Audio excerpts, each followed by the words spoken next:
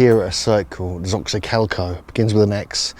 And one of the main things here I want to look at, and this is like a sort of classic Mayan site dated to around 700 AD onwards. However, there is evidence of occupation here going to about 200 BC. So some people say that even the Olmec may have founded this site as one of the outposts of their great kind of empire. We know they were at Chalcazingo and other places south of Mexico City. But here is a very interesting astronomical observatory in a cave with a hole carved through the top like a well. And on May the 14th and 15th, the sun would shine through and light up like a beam of light coming down to mark a certain time of the year. Now this is close to Beltane, but I get a feeling they were doing that just to have a yearly bit of assistance with resetting their calendar. This is a huge site. It's got ball courts, it's got classic Mayan look to it. They were controlling the whole of the Moreles Valley here. We're not too far from Tepot's land. And it does seem like that this was more of a kind of warrior place, because the way they saw Quetzalcoatl, because this really is a Quetzalcoatl site, and we'll see the temple of Quetzalcoatl when we get it, but they saw him more as a warrior. Like the 10th century Toltec king was a big influence on many of the cultures, and he was more of a warrior priest than he was a kind of gentleman like Quetzalcoatl was said to have been in deep prehistory. So there's two different versions of Quetzalcoatl, but the one here doesn't seem to be the one we're looking for. It's the 10th century warrior king from Tula.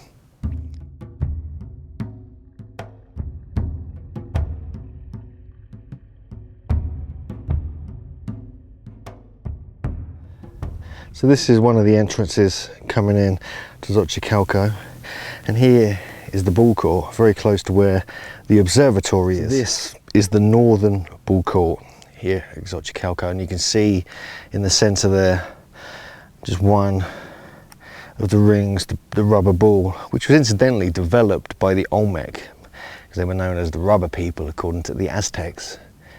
And so it really came from the Olmec world, the whole idea of this ceremonial sport.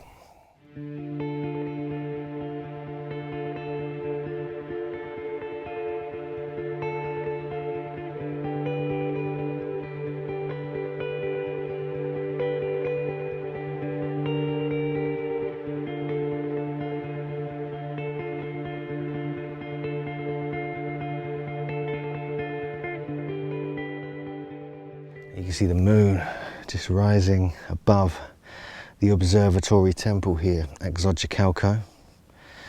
And all. So this is the observatory, these are the steps up to it just behind us. And there's two dates actually, it's 14th, 15th of May and also the 28th of July. And these are the two times a year the sun shines through.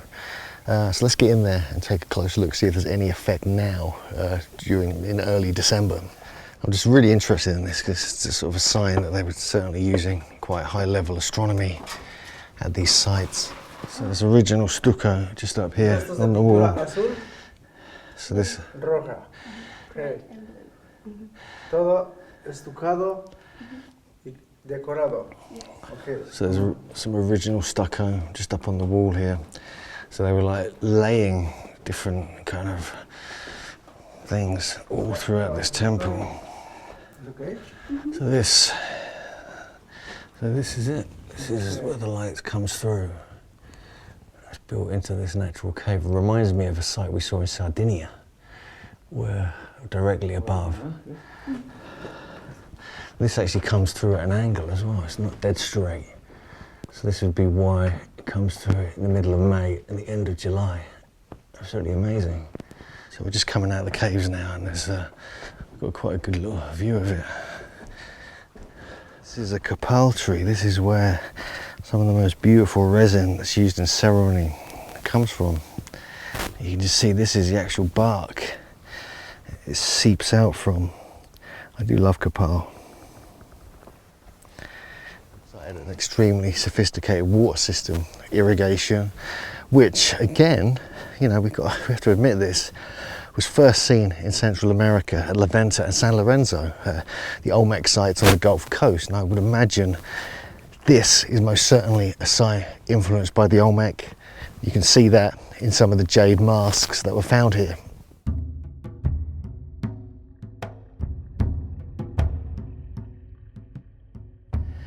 So in front of us here we have the famous Quetzalcoatl temple, which I've been wanting to look at for years. So here's just the head of the plumed serpent or Quetzalcoatl on one corner of the great temple here at Xochicalco. You can see the detail, it's very similar to what we find at Teotihuacan on the pyramid there.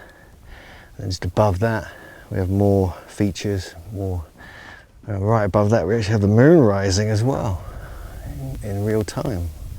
Absolutely amazing. So this is most certainly the sort of prime part of the site we wanted to look at here. The temple of Quetzalcoatl, the pyramid of Quetzalcoatl even. You can go up on top of it, we're going to go up and take a look. You can just see some of the fine detail.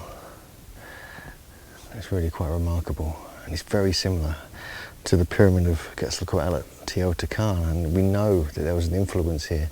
Almost the demise of Teotihuacan corresponded with the emergence of the Xochicalco site. So you can just see there's all the way around this temple, there's 8 different plumed serpents all meeting and intertwining with each other with these amazing symbols in between them. You can see symbols all over the place, and there's one symbol here that JJ has just pointed out to me, which is very important. We see that on Olmec sites, we see that on like headgear of some of the Olmec kind of babies even. Here next to it we have what looks like calendar seal, fire and different other things all merging into this great mural. The symbol is used over time, extremely ancient periods that I can see as far back as symbols were used. And what it's listed, at least for the Mayan and the Olmec, is representing a deity of freedom, gaiety, happy, and it's the same symbol that the Freemasons use. They disguise it as the compass and the square, but it's relating back to the same symbol. And it also means movement. So there's more, but that's it.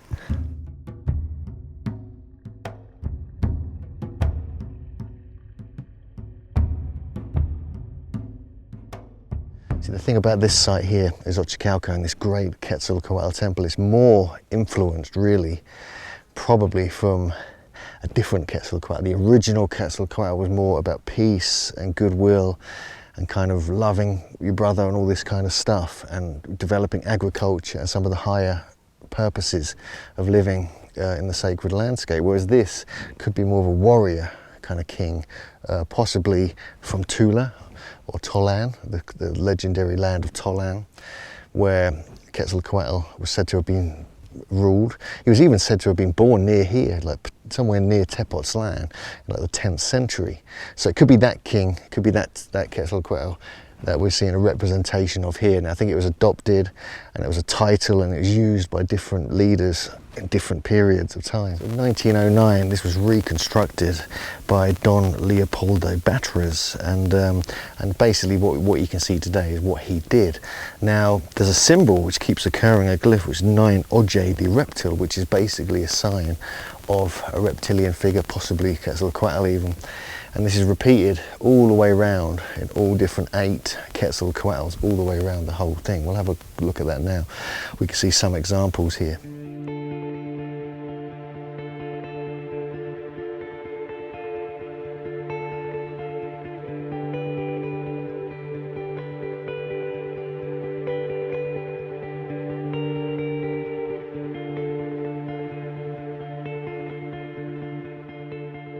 So this here, this is the 9 Oje reptile. Again, we see another version just up there. So there are many different versions all the way around, but that's just 2 of them, just to give you an idea. One on the corner there. If we go around here, you can see further examples further on, but we want to head up to the top and see what's up here now. See, this gentleman here even looks like he is like a kind of priestly king figure. He's holding a staff in one hand, His other hand appears to be holding feathers. Is this a representation of Quetzalcoatl himself? Well, most likely the 10th century Quetzalcoatl. And it's thought that up here, up on this platform, see we're above the main Quetzalcoatl temple, it's all below us. There was another series of glyphs all around the side. Again, similar to what we find on the lower level, but repeated up here. Most of it's been destroyed, it's all fallen. And you can see parts of the rubble all down there.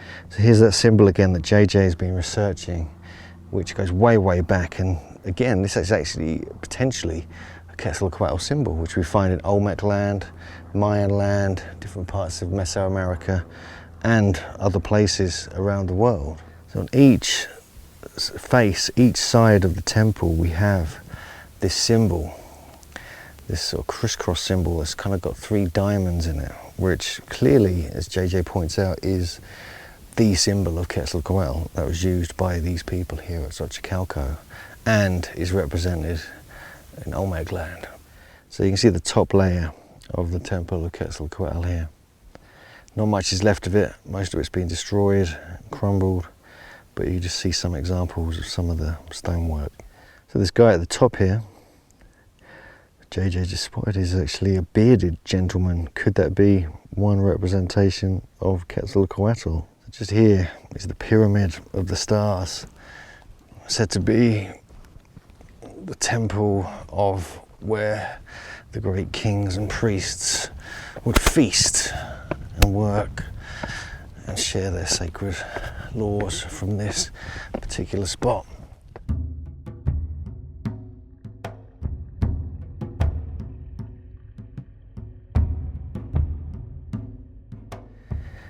So we're currently on top of the Palace of the Stars. You can just see the courtyard below me here with small pyramids and platforms. Beautiful vista in the distance. And these, what looks like accommodations or ceremonial areas with the Temple of the Plumed Serpent. And this, the top of the Temple of the Stars.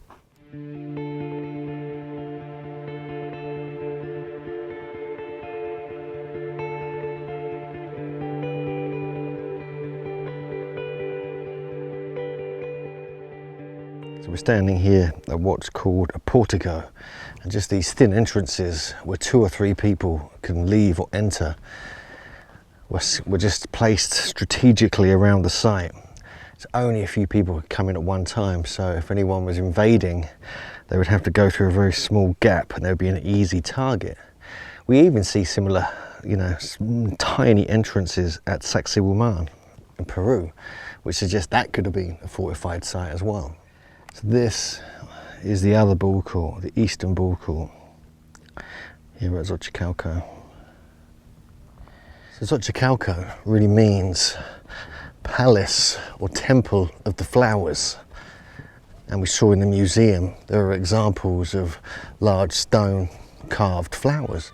So if this was a site that actually grew flowers and specialised in them, we've actually seen some examples of trees with beautiful flowers on. And so I wonder if that has any meaning, or could that have meant something else? Could it have meant plumes or petals like we get with Quetzalcoatl? Even just behind me here, you can just see an example of one of the sort of classic era pyramids here at Xochicalco. But these are what fascinate me. They look so much like the pyramids in Java, Candi Suku, and also you've got Baxi Cham Krong in Cambodia, part of the Angkor Thom complex. So we have to question, was there a diffusionism around the world connecting these sites up, having very similar styles in megalithic design, pyramid design, and even temple and symbols as well. And so this could just be one example of many that match those in Indonesia and Cambodia. So we have the symbols on this stele, which are really intriguing. I'm going to sort of have to investigate to see exactly what they mean. But they're right in the middle of this courtyard. Well, we've got thousands of children in it now, but this is a beautiful courtyard with beautiful views in all directions, with the stele, with one of the great pyramids here at Xochicalco. Again, amazingly resembling the ones in Java.